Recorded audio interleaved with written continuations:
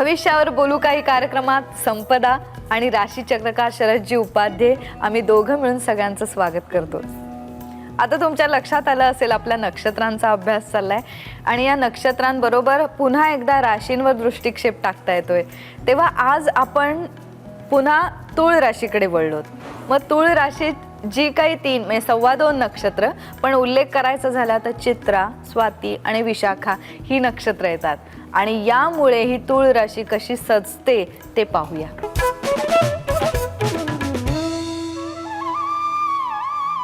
सुरुवातीला सांगा, जसं तुम्ही सांगितलं ना की अमुक एका नक्षत्राच्या प्रभावामुळे ती राशी या स्वभावाची सांगितली जाते, तसं तुळ राशीचं महत्त्वाचं नक्षत्र कोणतं? स्वाती। मुळात तुळेचं वर्णन जर तू माझ्या राशीचक्र पुस्तकात वाचलंस तर मला अनेक लोक विचारतोय फार पार्शालिटी केली, तुळेबद्दल खूप छान लिहिलंय, आमच्याबद्दल नाही लिहिलं।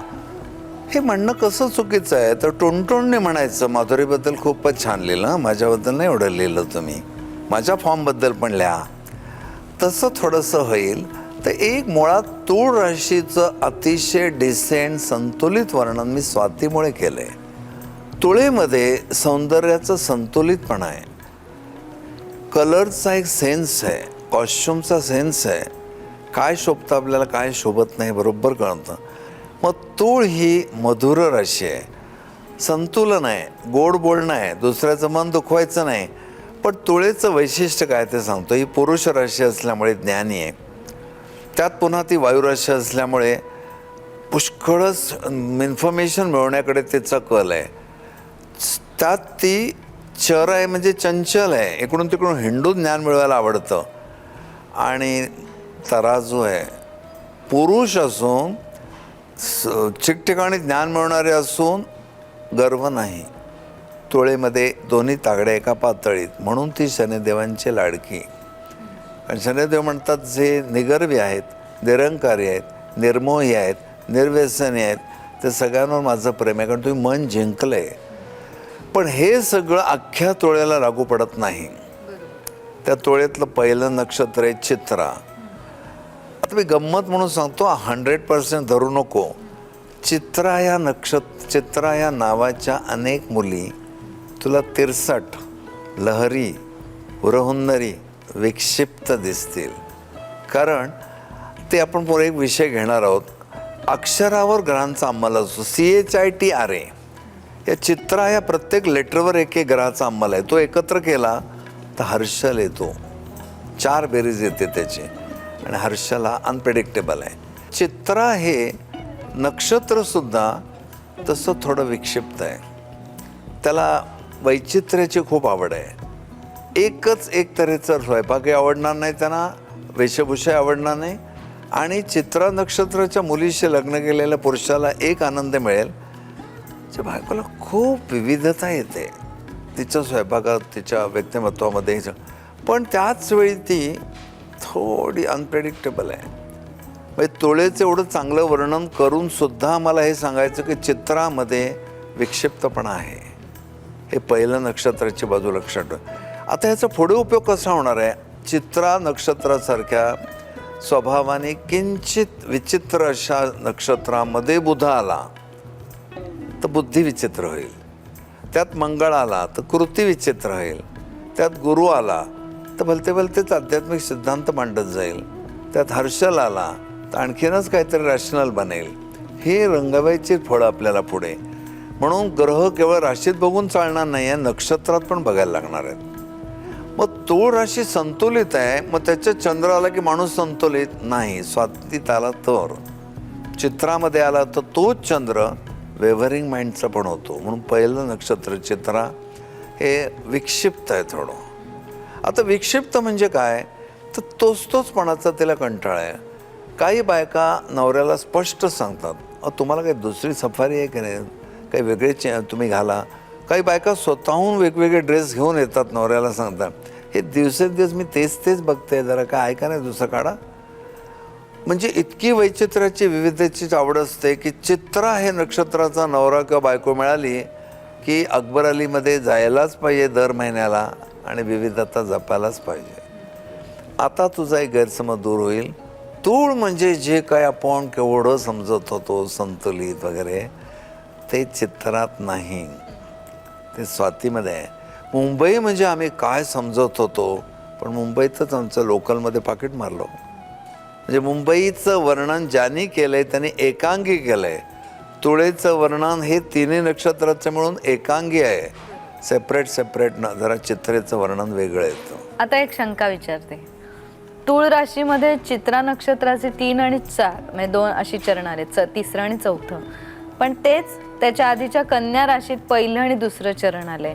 मग कन्या राशीचा जर नक्षत्रांनी चित्रा नक्षत्रावर जन्मलेला मनुष्य हा त्या स्वभावाशी मिळता जुळता होतो का? पण चरणावर स्वभाव बदलतच नाही. पण चित्रा नक्षत्र आहे ना. हो, चित्रा नक्षत्र कन्या राशीतला आपण जो चिकित्सेचा स्वभाव सगळा घेतलाय, ते चिकित्सेत हे आणखी ऍड करायचं, चिकित्सक आणि विक्षिप्त. मग चित्रा नक्षत्राचा पहिला चरण कन्येत असल्यामुळे तो बदलला, कारण हा एक समूह आहे ना तारकांचा, त्या समूहाचं एक वर्णन आहे. डिव्हाइड झालं वेगळं, माहेरची मुलगी आहे, सासरी आली, स्वभाव घेऊनच आली आहे, तसं याचं वर्णन करायचंच आपण. पण त्याच्यात जर आणखी मला तुला विचारायचं आहे, चरण हा शब्द पुल्लिंग आहे का स्त्रीलिंग आहे का नपुंसकलिंग आहे? ते चरण, ते 2 आले तर तुझे चरण, ते 2 तो एकटा असला तर एक चरणाला आपण पुल्लिंगी म्हणू ना. हे मी तुला का विचारलं तर अलीकडे मुलगी मला म्हणाली, एक इडलं मला पुरे. इडलं काय तर म्हणाले, सिंगल असेल तर इडलं, 2 असेल तर इडल्या. तू आता म्हणाली पहिलं चरण, पहिला तो पुल्लिंगी होईल, कारण तो एक चरण घेतोय आपण. 4 चरण आले तर नपुंसकलिंग होईल. तात्पर्य तुझा प्रश्न चांगला आहे. चित्रा नक्षत्राचा विशिष्ट स्वभाव आहे, तो कन्या राशीत असला तरी तोच राहणार, पण तिन्ही नक्षत्रांचा मिळून जो एक कन्या राशीचा आपण स्वभाव बघितला तोही त्यात येणार. म्हणजे आधीच चिकित्सक आणि त्यात चित्राचा विक्षिप्त. आधीच मुंबईत राहतोय, त्याच गुन्हेगारी एरियात राहतोय, असं हे पहिलं नक्षत्र आहे. लोभस तुळेमध्येच आहे, चांगलं आहे. पण तुम्ही तुळेचं वर्णन ऐकून जर चित्रावलीशी लग्न कराल तर कदाचित म्हणाल, काय तुम्ही लिहिले उपाध्ये त्या तुळेबद्दल थोडं. माझी बायको तेवढी नाही, मला जरा अनप्रेडिक्टेबल वाटते. मी काय सांगितलं होतं, एकदम घाई करू नका, सगळं वाचा आणि मग फायनल करा. शेवटी तुम्ही लज्जतदारमध्ये डिश केव्हा हातात देता, आता ही तयार झाली आहे तोपर्यंत थांबायचं, परिपक्व झाली आहे. मग तसं आपण चित्रा नक्षत्र एका ताऱ्याचं आहे, बरोबर ना. हे पाहिलं. आता याच्या पुढे जाऊन तुम्ही स्वाती नक्षत्रावर पण बोललात, पण आधी बोलायचंय पूर्ण विस्तृत अजून बोलायचंय. स्वाती नक्षत्राच्या स्वभावामुळे तुळ राशी ओळखली जाते. स्वाती नक्षत्राची सुरुवात कुठे होते बघ. चित्रा नक्षत्र जिथे संपतं तिथे स्वातीला सुरुवात होते. 6:40 कलेपासून 10:00पर्यंत स्वातीचा पहिला चरण आहे. 13:20 कलेपर्यंत स्वातीचा दुसरा चरण आहे. 16:40पर्यंत तिसरा आहे आणि 20पर्यंत चौथा आहे. मी जर तुला विचारलं स्वाती नक्षत्राची व्याप्ती काय आहे, तर तू सांगशील तूळ राशीतल्या 6:40 पासून 20पर्यंत आहे. म्हणजे मध्यभागी असे स्वाती नक्षत्र. म्हणजे चित्रा जिथे संपतं तिथे स्वाती चालू होतं, स्वाती संपतं तिथे विशाखा चालू होतं. असं हे स्वाती नक्षत्र तुळेला शोभा आणतं. स्वाती नक्षत्र हे अत्यंत संतुलित, दुसऱ्याचं म्हणणं ऐकून घेणारं, पेशंट हिअरिंग. मग हे स्वाती नक्षत्र तसं पेशंट हिअरिंग म्हणजे काय, समोरच्याचं म्हणणं पूर्णपणे ऐकून घेतल्याशिवाय आपलं मत बनवायचंच नाही. फार कमी लोकांना जमतं. म्हणजे स्वातीमध्ये मधुरपणा आहे, लोभसपणा आहे, पेशंट हिअरिंग आहे, सहनशक्ती आहे. शनिदेवांना आवडणारे गुण आहेत ते म्हणजे नम्रता. पण ह्या सगळ्याचं वर्णन चांगलं असताना ज्योतिष एकांगी विचार करत नाही. या तूळ राशीमध्ये 10:00 ते 20:00 म्हणजे 6:40 पासून ते 20पर्यंत जे स्वातीचं मर्यादा आहे, वर्णन आहे, ते पुरुषांना फारसं शोभादायक नाही. हे मी आता अनुभवाने का सांगतोय तर जगाच्या युनिव्हर्सिटीचे ज्ञान मिळताना ते पुस्तकात मिळत नाही. लोक जे कन्सल्ट करून गेले, बायका कन्सल्ट करून गेल्या, त्यांना स्वाती नक्षत्रांचे नवरे मिळाले, त्यांच्याबद्दल मी मुद्दाम विचारलं. तर म्हणलं लोकांमध्ये तुम्ही सांगताना सगळं आहे त्यांच्यामध्ये, खूप छान आहे, माणूस म्हणून खूप छान आहे. इथं लगेच मग नवरा म्हणून हां थोडंसं आम्हाला जाणवतं, जरा कडक हवा होता. अहो म्हणे प्रत्येक स्त्रीला आपल्या नवऱ्याचा एक दरार आवडतो, दबदबा आवडतो, संरक्षण देण्याची त्याची एक प्रवृत्ती आहे, ती हे किती बायकांनी मला सांगावं. मग हे वर्णन लक्षात घेताना मी बहुरंगी विचार करतोय. जे घरोघरी प्रेक्षक ऐकतायत त्यांच्या मुली जर लग्नाच्या असतील आणि स्वाती नक्षत्राचा मुलगा आला तर लगेच त्याने हे नक्षत्र चांगलं म्हणून नाचू नये. मुलीची रास कदाचित मेष असून नक्षत्र अश्विनी असेल आणि तिची तडफदार जोडीदाराची आवड इथे पूर्ण होणार नाही. हे धोके पण का सांगायला लागतात? उपाध्ये बोलले की ते एकांगी असं धरू नका. याचं वर्णन पुरुषांना शोभादायक नाही, कारण पुरुष हा क्षमाशील वगैरे अमुक तमुक एका विशिष्ट कायचं ठीक आहे, पण व्यवहारिक जगामध्ये पुरुषाला घरादाराला संरक्षण द्यायचं आहे, तर त्यांनी ते जे गुण आहेत ते आणलेच पाहिजेत. ते स्वातीमध्ये नाहीत. स्वातीमध्ये तू कधीही कणखरपणा शोधायला जाऊ नको. परखडपणा, स्पष्टवक्तेपणा, अटॅक करणं, घाबरणं दुसऱ्याला कधीच नाही. स्वातीच्या लोकांचं दुसऱ्याचं मन जिंकण्याची पद्धत ही हळुवारपणाची असते. ती कदाचित पुरुषांना शोभादायक सुद्धा नसते. मग जर तुळ राशीची व्यक्ती विशाखा नक्षत्राच्या प्रभावात असेल तर ती कशी दिसते, आपल्याला कसं वर्णन होतं ते ऐकूया. शरदजी सांगा. विशाखाची सुरुवात कुठे होते सांग? विशाखाची सुरुवात होते तुळ राशीच्या 20 अंशापासून पासून होते. ते 30 अंशापर्यंत. नाही ते झालं चरण. पहिला चरण 23-20ला संपतो, दुसरा 26-40ला, तिसरा 30ला, पण हे संपत वृश्चिकेत पुढे 3 अंश 20. त्याचा चौथा चरण Exactly. वृश्चिकेत जातो. म्हणून विशाखा म्हटल्यानंतर राशी तुळ आहे का वृश्चिक आधी बघायला पाहिजे. पण जसजसे आपण नक्षत्र बघत चाललोय तसं तुझ्या एक लक्षात येईल की पूर्वी राशी नव्हत्याच, नक्षत्रच होती. हे आपल्या भारतीय ज्योतिषाचं केवढं वैभव. त्यांनी बारकावेच पाहिले, ढोबळमानाने पाहिलंच नाही. कधी मुंबई असं पाहिलं नाही. हे वेगळं, धारावी वेगळे, मलबारील वेगळं, लोखंडवाला वेगळं, असंच केलं. हे नक्षत्र ह्या दोघांच्या मनाने थोडं उग्र आहे. आता तुम्हाला असं विचारशील की चंद्रच का बघतात? तर चंद्र मनाचा कारक आहे. राशी जशी चंद्रावरनं कळते तसं नक्षत्र मनाने कळतं आणि व्यक्ती सगळ्या वासना शिल्लक आहेत म्हणून जन्माला येते. मग चंद्र विशाखा नक्षत्रात असताना जो मुलगा किंवा मुलगी जन्माला आली आहे ते विशाखाचे जे 4 तारे आहेत उग्र, त्याचा अनुभव घेणार.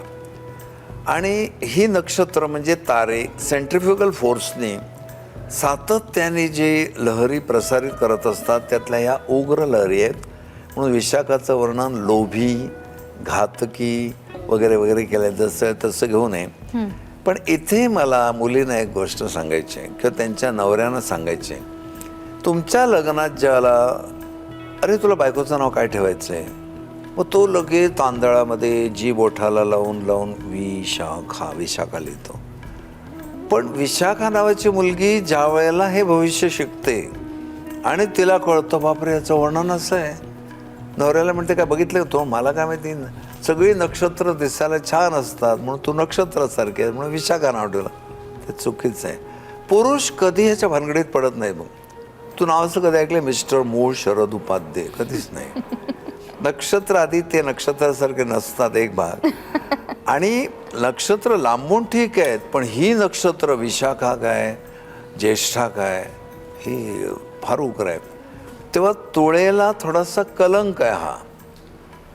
विशाखा तुळ राशीवर जन्म घेऊन विशाख नक्षत्रावर जन्म घेतलेली माणसं इतकी संतुलित, शांत, सहनशील, लोभस, मोहक नसणार.